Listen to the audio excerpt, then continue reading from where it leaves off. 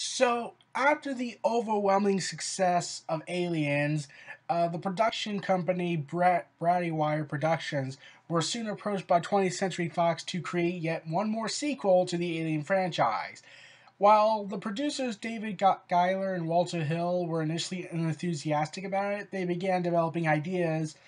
And they released a trailer where they show this alien egg slowly cracking open and saying that in 1992 we would discover on Earth everyone can hear you scream. And I'd like to inform everyone that didn't know about this. There was no script at the time. Yeah, they said, make a trailer, make a computer-generated trailer with effects, and, do we have a script? No? Okay, let's set the thing on Earth. And as everyone knows, Alien 3 doesn't take place on Earth, like, at all. But, so, yeah, the producers didn't seem to care, like, they just were not really enthusiastic in making another Alien movie. So, yeah, especially when one of the ideas is is where a giant creature is fused by a bunch of xenomorphs that destroys New York City, and that's like, you don't really give a damn, do you? Like the Earth trailer is a dark omen of what would be to come, and well, it had gone through extensive rewrites, so allow me to get into the rewrites. Now, there was one idea of having these xenomorphs invading the Earth, where they would fuse into a giant creature that destroys New York City. Yeah, and I'm gonna just say, I don't think screaming out "Xenomorph! Xenomorph!" would be as iconic as "Oh, Godzilla! Godzilla!" Because I'm pretty certain that just doesn't roll off the tongue.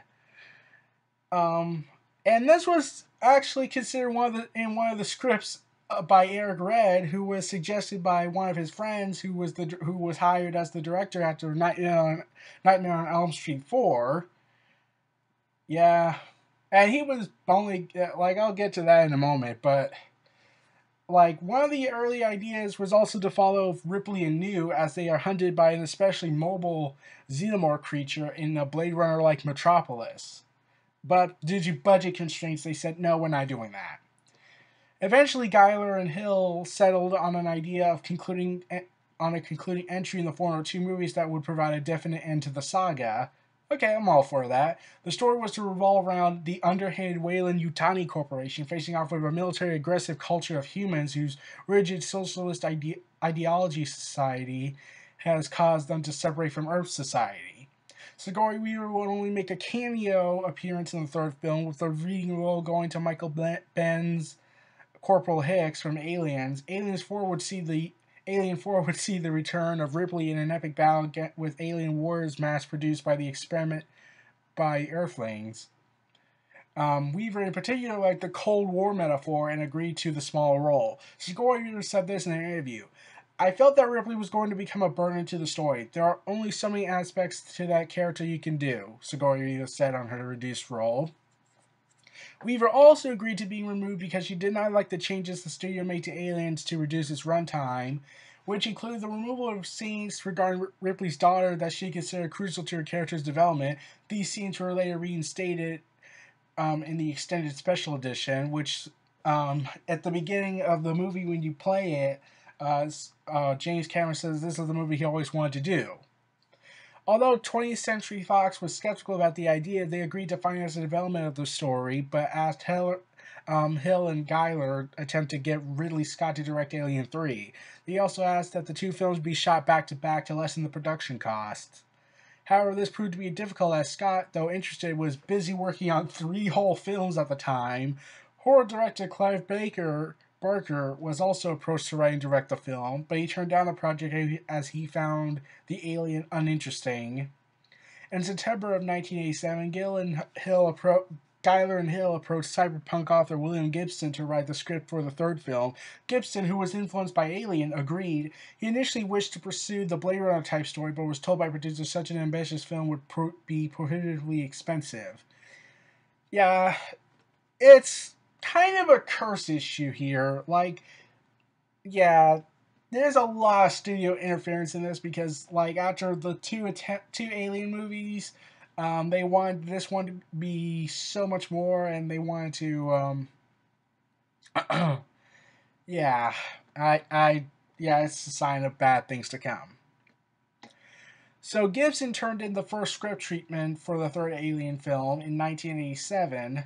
I like to say that they have already announced that it's coming out in 1992, so I believe. So, yeah. At the time of his involvement, Sigourney Weaver seemed dodgily unwillingly to participate in any potential sequel, and as a result, Ripley was largely written out of the story. Instead, the main focus of the narrative was to focus on Hicks and Bishop. Gibson's effort to arguably the most well-known unproduced Alien 3 scripts, as it was available online for many years, although the version of the internet is, according to Gibson, about 30 pages shorter than the version he turned in. It became the first of some 30 drafts by a great many screenwriters, and none of mine was used except for the ideas, perhaps, of a barcode tattoo. Yeah, because you see a barcode tattoo in the movie. The story is set aboard a large space station called Anchor Point, where Weyland Yutani begins experimentation on xenomorph material recovered from Bishop's remains aboard the Silico. The script also features a distinct Cold War element with the arrival of a group called the Union of Progressive People, Soviet Union, running their own xenomorph experiments at the Boeing Silica.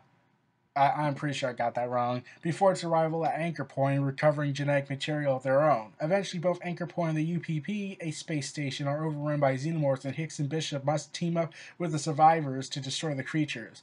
The script would end on a cliffhanger in which the xenomorph genetic material is headed for Earth aboard Silico. Bishop suggests to Hicks that humans are united against a common enemy, and they must track the xenomorphs to their source and destroy them. And yeah, that would have been an awesome movie, in my opinion. Like, think about it. Like, yes, Ripley would not be in it, but Hicks and Bishop, they were good characters. I really liked them. So, the fact that it would be a war against the xenomorphs and humanity, and how it unites the Union of Progressive People and the Weyland Yutani Corporation under a common enemy against the xenomorphs. Yeah. Um, yeah, it would have made most likely went to Earth, had a huge galactic war, then probably do one more where they would go to the aliens' home planet and destroy them. So the screenplay is very action oriented, containing 8 Marines versus alien battle scenes, including a major confrontation set on the exterior hull of the space station. By comparison, James Cameron's script for Aliens contained only 2 Marines versus alien battles, and a second draft by Gibson removed most of its action, instead presented a story closer to the claustrophobic horror of Alien. Gibson's script also featured an extended cast with many new characters. Since the first draft released online, it has attained considerable following on the internet. However, at the time, the producers, while liking certain aspects of the script, were unhappy with the script overall. Gibson was asked to make rewrites with the newly hired director Rennie Harlan, but declined, citing the various other commitments and foot-dragging on the producer's part. It was at that point Schuyler and Hill abandoned their plans to produce 2 Alien sequels and focused on making a single film. So then they go ahead and get Eric Red. And in Eric Red's version, okay, this basically is a major departure from the other Alien movies. It was written in 1989, writer of the cult horror films The Hitcher and Near Dark. Red's script had little to do with the previous entries in the series. All of the survivors from the aliens fell victim to the xenomorphs before the story even starts. The only direct link to the preceding film being a bloody name tag bearing the name Ripley that is found on silicon in the opening scene.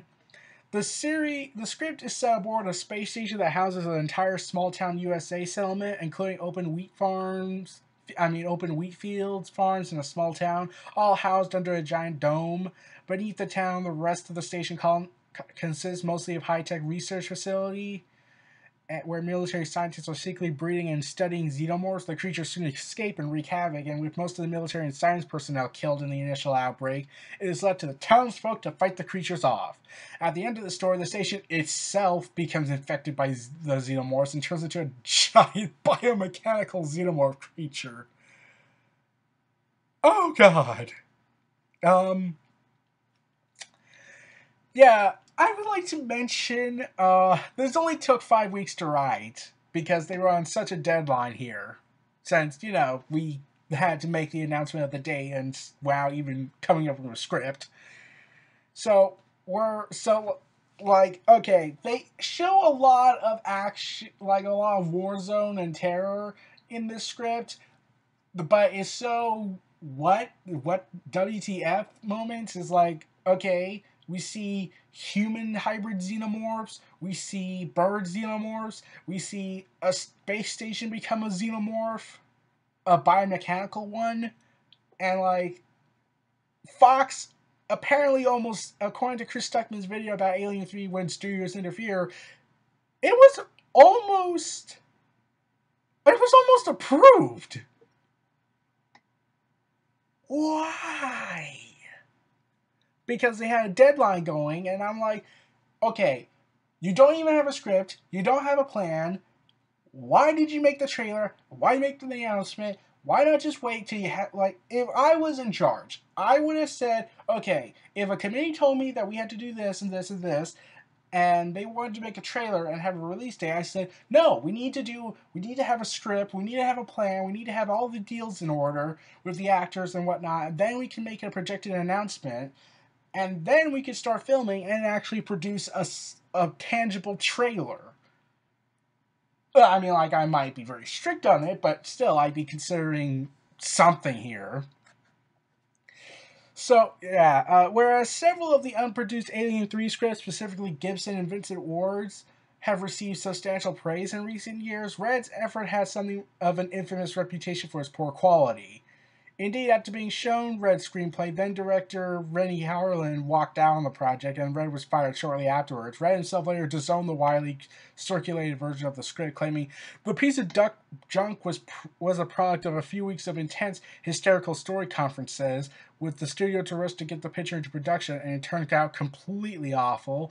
So yeah, he hated it. Kind of obvious by now.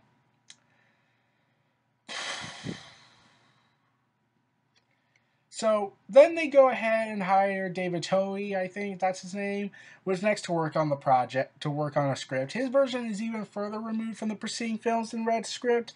The story is set many years after the Aliens, and the only reference to the first two films is an image of Ripley seen on the computer monitor halfway through, with the word deceased written beneath it. Although Towie allegedly also turned in an alternative draft that featured the Ripley character more prominently, so we don't know the full story on that. So, Towie's story is set on a prison space station in Earth orbit called Moloch Island, where inmates act as manual labor in a giant refinery that smelts ore and mined in space. The prison is also secretly being used by the Weyland-Yutani Corporation to breed and run illegal experiments on the xenomorphs, many of which involve the use of convicts as live bait. To keep the experiments secret from the prison population, only death row inmates are used. Their executions are faked in gas chambers before they are revived and used in the test. Examples include breach testing, where the xenomorph is videotaped as it searches for and finds the weakest part of the structure with the human bait inside, breaks through and attacks the victim. An accident at the space station frees the xenomorphs, and the surviving prisoners and staff must team up to try and escape. So Vincent Ward was hired to direct the film, although he promptly told the studio he was not interested in filming that script, instead wanted to pursue his own idea for a third movie. Ward was given the go-ahead to develop this idea, even though the studio had still told Toei performing rewrites of his own script, telling him that Ward's screenplay was an act for a fourth film in the franchise. When David learned of Fox's deception, he quit and his draft was put aside. So Vincent Ward and John Fanso's script had Ripley escape pod crash land on a monastery-like space station where they call it the greatest sci-fi movie never made, which is archaic in design and largely constructed from wood. This unusual satellite called Archon, Ardium, I'm pretty sure I can pronounce it wrong. It's a place of refuge for a group of all male Luddite like monks who have rejected modern technology. Yeah, this sort of sounds like Star Trek. What was it? No, not Insurrection. No, wait. I think it was Insurrection. I think that's what it was called. The one where where these guys have rejected technology, even though they clearly use technology. Yeah. The monks, however, upon the arrival of Ripley and the increasing suggestions of xenomorph presence, the monk, like at first, the story begins with one of the monks witnessing a star in the east. In fact, Ripley's escape pod approaching the station. Like we have no Hicks, and we have no Bishop. And in the first draft, it's actually explained that Newt is sent back to live with her grandparents, and Ripley's in a coma. So yeah. So this was the first script, Vincent Ward script, where Ripley is the sole survivor. Which witnessing a star in the east, which is in fact Ripley's escape pod approaching the station, which his brothers first believe is to be a good sign. However, upon the arrival of Ripley and with the increasing suggestions of xenomorph presence, the monks instead come to view the omen as a herald of some sort of divine trial for their misdemeanors, for which they are being punished by the creature that haunts them. By having a woman in their monastery, the monks wonder if their trial is partially caused by sexual temptation, as Ripley is the only woman to be amongst the community in many years. Wait, then how are they still around? Okay. To avoid this temptation and hopefully, in their eyes, the much grimmer reality of what she brought with her, the monks lock Ripley into a dungeon in the lower levels of the space station and ignore her advice on the true nature of the beast. However, one of the monks soon comes to believe Ripley and frees her, and together they attempt to escape the space station. Ward's is by far considered the most famous of the unproduced screenplays and has received significant praise for its setting in particular. Former London Times journalist David Hughes included Ward's version of Alien 3 amongst the greatest sci-fi movie never made in his book of the same title. A significant portion of Alien 3's making of documentary, Wreckage and Rage, is dedicated to Ward's screenplay. The project progressed to the point where several sets were actually to be used in the film were designed, although little was actually built. However, contrary to the promise of a full creative control they had originally made the director, 20th Century Fox began attempting to curtail Ward's ideas, hiring writers Gray Press and Larry Ferguson to rewrite his script. Ward quit the production as a result. His replacement, David Fincher, had little interest in developing Ward's script, although the characters and plot it contained were ultimately adapted into the finished film. Short on time before filming was due to commence, producers Walter Hill and David Giler took control of the screenplay themselves, meddling the aspects of Ward's script with Towey's earlier prison set screenplay to create the basis of the final film. Even so, the script underwent numerous late revisions as filming was taking place. David Fincher also did further work on the screenplay with author Rex Pickett, the latter of whom revised most of the work done by the previous authors despite eventually being fired, allegedly for siding with Fincher over Hill and Giler on where the script should be going. With the script situation becoming increasingly chaotic, Hill and Giler wrote the final draft of the screenplay, and by the time the film was released, Fox has spent, and I'm not kidding, $13 million on the writing of the film, with no less than 10 different writers contributing to the project. So, yeah, they wanted Ridley Scott, and then he didn't want to because he had numerous projects going on at the time. I'm curious to know, why didn't they just try and get James Cameron again? Did he not want to do it again? Like, I don't know why. They could have explained that, but also the script process was also a hindrance because Sigourney Weaver Like, she was nominated for Best Actress because of Aliens, and this is where I said in my video about Aliens, um, it was one of the few ultimate reasons why Alien 3 became a catastrophe backstage behind the scenes. Because now Sigourney Weaver has clout. She can make demands, and she had several conditions. She wanted no guns because she's anti-gun, and I'll get to that in a moment. She wanted to go ahead and have sex with a xenomorph.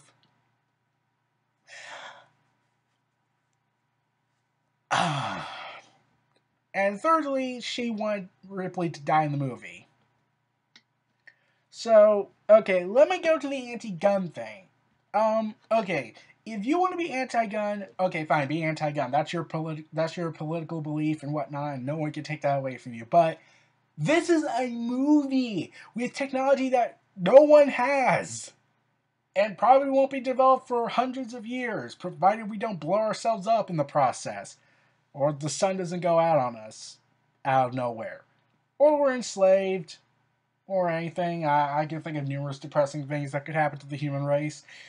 But yeah, Sigourney Weaver should know that this is not real. Like, okay, if Sigourney Weaver did not make this demand about the no gun thing, we would have most likely had a completely different movie. And the whole have sex with a xenomorph, I'm like, why? I mean, like, why? So, yeah, I'm curious as to know why that even came to an idea.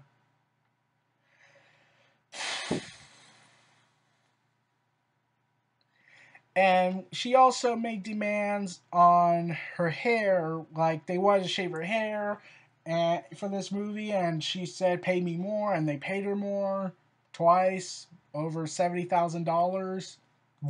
The first time was 30,000. The second time was 40,000 when they had to do reshoots. So yeah, Sigourney Weaver was pissed, and yeah, Sigourney Weaver even made demands regarding the script, like she didn't want to do the monk thing because she felt like she was like being treated as a pissed off gym instructor. And okay, the budget was $50 million. 13 million dollars was spent on the script alone. And there's just one other problem. Aliens was 18 million bucks. Yeah,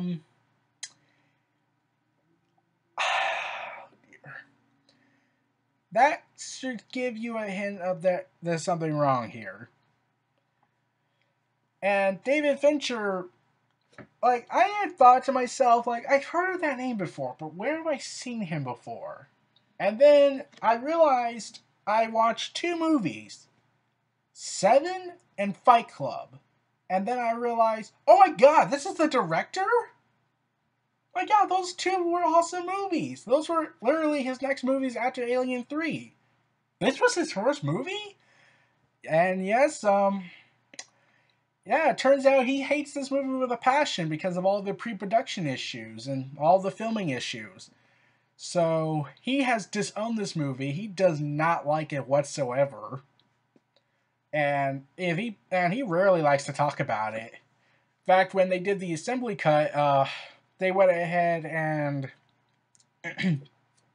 they wanted David Fincher to come back and oversee it, but he said, no, I don't want to do it. No, I'm done. I'm disowning this movie. I'm done with it. So, filming like Aliens, before Alien 3 was primarily shot in Pinewood Studios near London, starting in January 14th, 1991, so they had a year left before the movie had to come out. While even a finished script and having spent $7 million at the time, the production was infamously fraught, with Fincher experiencing extensive interference from the studio and frequently clashing with 20th Century Fox over where the film should be going. Several actors on set observed that Fox appeared to have hired Fincher on the assumption that he was a pop video promo director that they could push around, and when this ultimately proved not to be the case, the atmosphere became increasingly hostile. To add to these problems, Fincher had to deal with a script that continued to change even as filming was taking place. According to the director, rewritten pages would arrive at the studio via fax machine to be filmed the following day, a scenario he labeled just insane. The story had also had to be tweaked to allow expensive sets that had been constructed for earlier iterations of the story to be used in filming.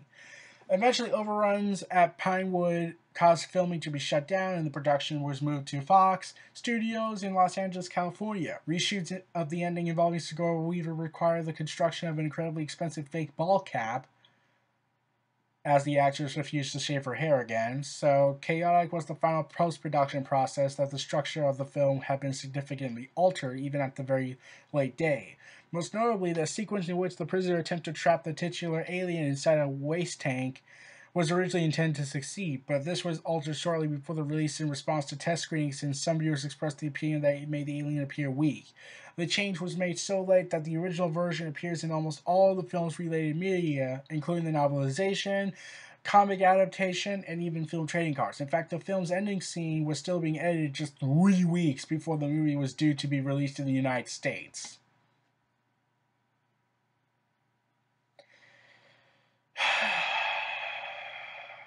My God. Like, yeah. And, okay. Following the events of Aliens, the colonial marine ship USS Silico experiences an onboard fire and ejects Ellen Ripley, Newt, Corporal Hicks, and the damaged android Bishop, who are all in cryonic stasis, in an escape pod during the launch. The ship's medical scans of the crew's cryotubes show an alien facehugger attached to one of the crew members. Now, they crash land on Fury 161, a foundry factory in penal colony inhabited by all male inmates with double Y chromosome patterns. After some inmates recover the pods and its passengers, an alien facehugger is seen approaching the prison dog. Well, this is in the theatrical cut. In the assembly cut, it's an ox. Ripley is taken in and awakened by Clemens, the prison doctor, and she is told she is the only survivor of the crash, and many of the ex-inmates have embraced an apocalyptic religious ideology which forbids sexual relations, and Ripley is warned by the prison warden, Superintendent Andrews, that her presence, smog among them, may have extremely disruptive effects. Like, okay, so the pre-production issues, like, David Fincher had an idea. He wanted to do this. Fox said no, and then they clashed. And apparently, the original idea of the movie was supposed to be 3 hours long, and it was supposed to be freaking gory. Yeah. So, yeah, I'm like, yeah.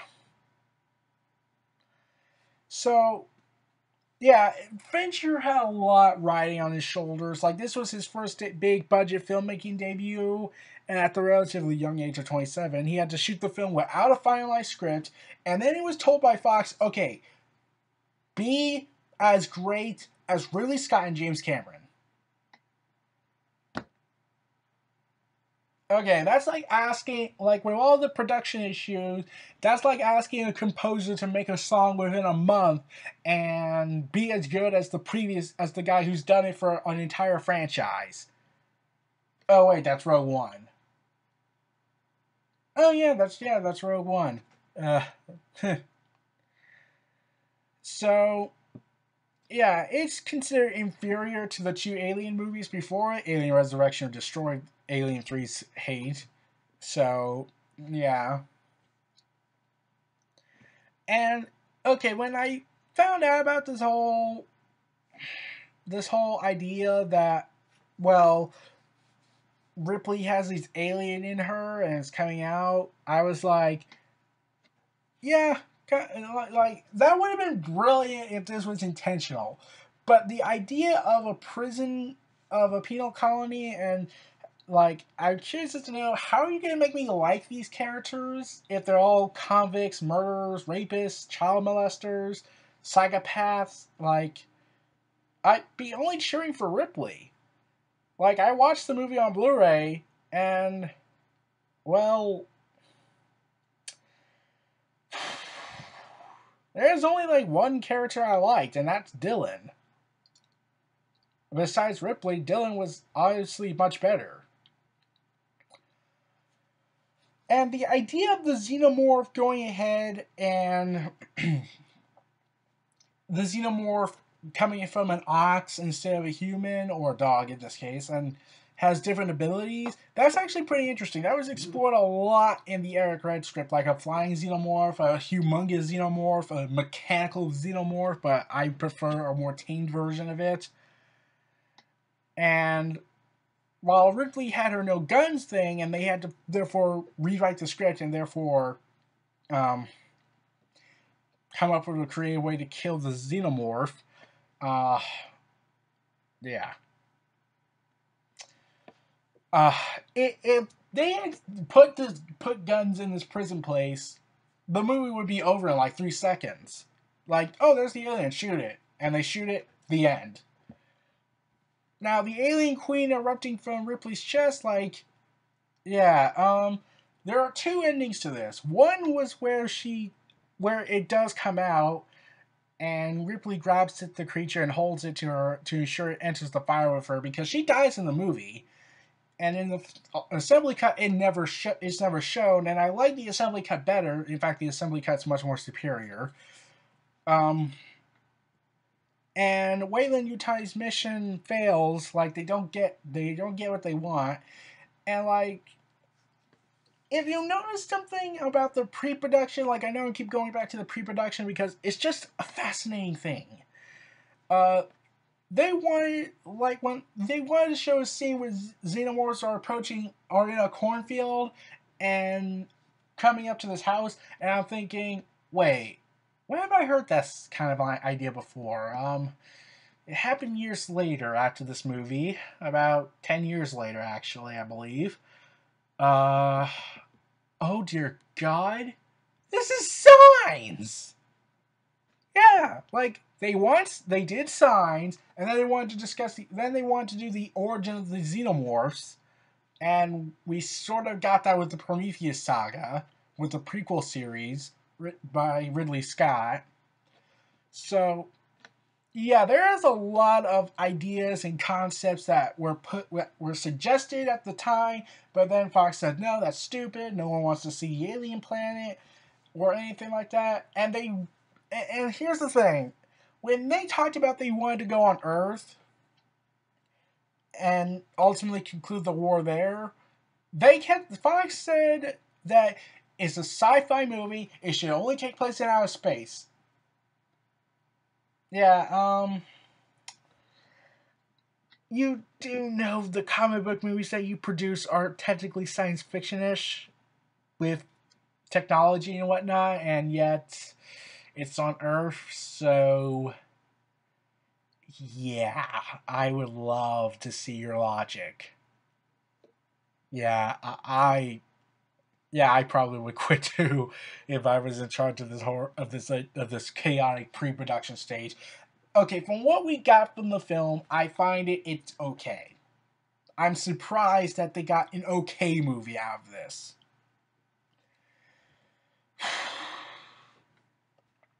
Like, a lot of it is just okay. Like, the effects don't really hold up. Like here's the thing. This is the one thing I actually praise George Lucas on, because when he made the special editions, he at least tried to get rid of the outdated effects, like the black outline and the annoying pesky blue screen effects they tried to do at the time back then, and digitally clean them up. Why didn't they do that with the assembly cut? Like, they kept they just added scenes, added more development, but they did not fix any of the dodgy effects. Like, they could have fixed the effects, improved them with computer generated technology, and then they'd be done with that. Then they could have gotten a much better looking movie. But I gotta give David Fincher all the credit. Like, yeah, like you went through a lot in this. Like, you've dismissed this movie. Like, you rarely talk about this movie, and apparently he wanted it to be a more gory movie. Like I said, 3 hours, and because test screenings of 18-year-olds said no, it's too violent. Um, yeah, and the movie's tagline was called "The Bitch Is Back," and I'm like, but we don't see the alien queen. What is the all xenomorphs men? I mean female. Okay. I know I know Sigourney Weaver Ripley would call the alien the bitch, but um, she never does. And they try to say 3 times the suspense, 3 times the danger, 3 times the terror, and they try to like David Fincher literally really loved Ridley Scott's version of Alien. He was trying to go back to that, but like, yeah, I'm not sure how I feel about that because it's like the same issue with Dragon Ball to me. We got Dragon Ball, then we got Dragon Ball Z, and then we got Dragon Ball GT. Like, I know people don't like to talk about GT, but hear me out. Dragon Ball was more humorous until it started getting a little bit more serious. Then Dragon Ball Z was really serious with a heavy focus on action, and then Dragon Ball GT tried to go back to its roots, and that really did not contribute much. That didn't really help much with the issues that fans had with it.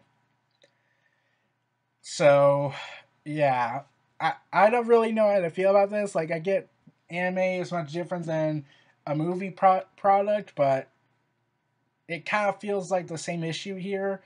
Like, if they try to make it a much like if they try to do it much better, like they could have made an intelligent more xenomorph, and they did. Um, but the movie is more bleak, more nihilistic, which people in Europe were like, okay, that's actually good. And the Americans were found it off-putting, and because Newt and Hicks died, and everyone was pissed off on that. And okay, I get why, because it looked like they were building up this family moment, and yeah, if they saw the original cut that David Fincher wanted, oh boy, I'm pretty certain they'd be more pissed because of how they would show graphic detail of Newt's autopsy and Corporal Hicks' impalement. Like, yeah, that was how far they were gonna go. Yeah. And there was supposed to be other plot ideas, but that never happened. Like, there was supposed to be a subplot that's cut. I don't remember what the subplot was. And the idea of the xenomorph not harming Ripley on the grounds that because she has a chest burster inside her, the alien queen, how I like that gives her a sense of immunity for at least a limited time. Like, I get that.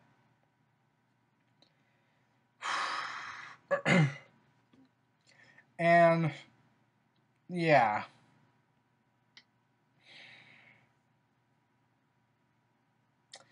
I know I'm stalling here, but like I'm trying my best to try and keep things up.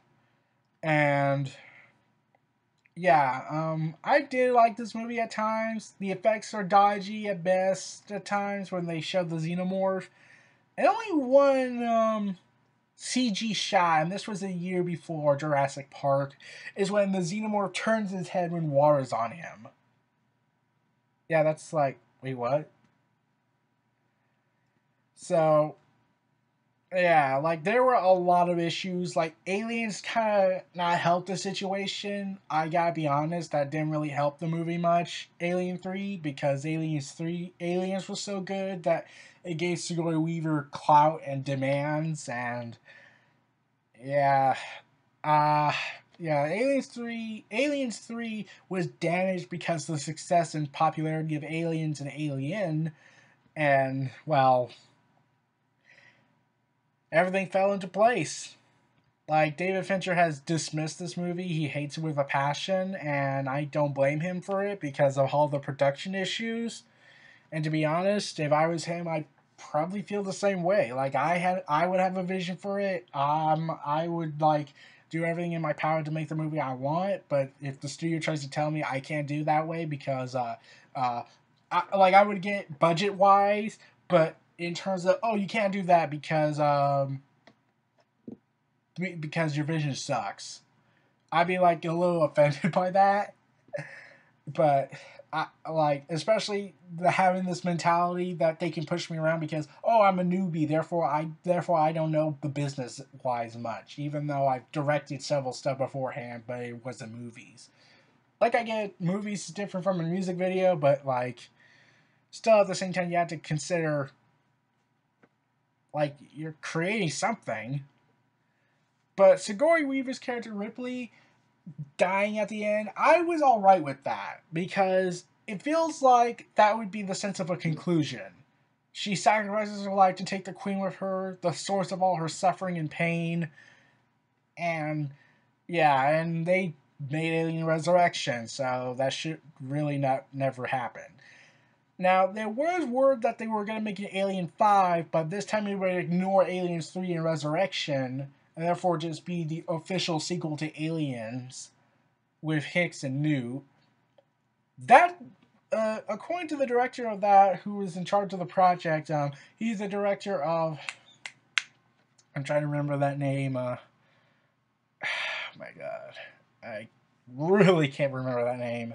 Oh, District 9. He said the chances of that was looking slim. So, looks like Alien 3 and Alien Resurrection will still be, quote, canon for the time being, but in people's headcanon, I'm pretty sure they're going to say, no, Aliens is a duology. Alien is a duology series with the prequel era. So, yeah. So, those are my thoughts on Alien 3. This was Neo Reality Entertainment. Feel free to like, comment, subscribe, and donate. Stay tuned for more.